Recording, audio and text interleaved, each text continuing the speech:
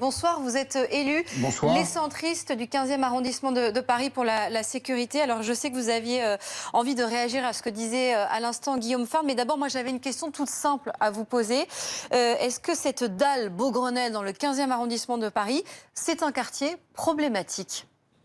Non, pas plus que les autres quartiers, mais toutes les dalles, comme les ponts, sont toujours propices à des regroupements de jeunes parce que c'est des endroits où la police a toujours un peu de mal à pénétrer directement. Il y a des entrées, des petites sorties, et donc elles sont l'objet souvent de lieux de rixe parce que les jeunes se sentent un peu protégés et l'intervention de la police est un peu plus longue.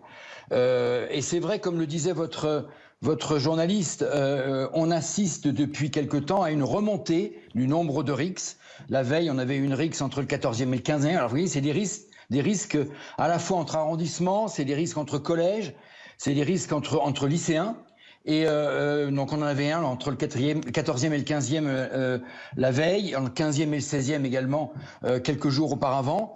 Et ces rixes sont de plus en plus violentes. Voilà. Ce que vous voulez dire, c'est que cette dalle en question a déjà été le théâtre de violences similaires ? Non, pas à ce stade-là. Pas à ce stade-là. Non, pas à ce stade-là. C'est un quartier quand même tranquille, apaisé. Il y a les tours de Beaugrenelle, mais c'est un quartier qui est sécurisé. Il y a des caméras de vidéo protection quasi partout sur cette dalle. D'ailleurs, on l'a bien vu puisque ça a été filmé.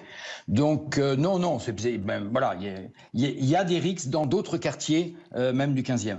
Et donc les rivalités entre élèves potentiellement de collège de ce quartier, c'est une réalité ? Oui, c'est une réalité aujourd'hui. Les jeunes aujourd'hui sont sous tension.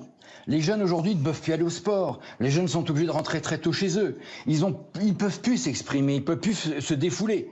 Alors ils se défoulent sur les réseaux sociaux.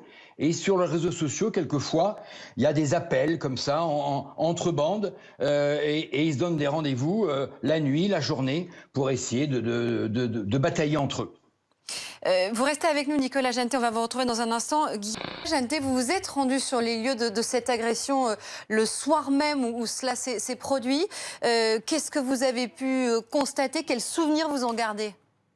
Ah ben, un souvenir, c'est un état de choc, bien évidemment. Surtout que ce quartier, ce sont des tours, et donc forcément, comme le disait votre confrère, je pense qu'il y aura beaucoup de vidéos. Moi-même, en tant que responsable de la sécurité, je reçois régulièrement des vidéos prises d'habitants en haut des tours sur les problèmes de drogue, où on voit des jeunes traîner, ou même des problèmes de nuisances sonores. On nous envoie très régulièrement des vidéos. Et moi, je suis intervenu le soir même, puisque bien évidemment, chaque tour a un président d'association. Et bien évidemment, ils m'ont tous appelé, et ils sont tous terrorisés, bien évidemment.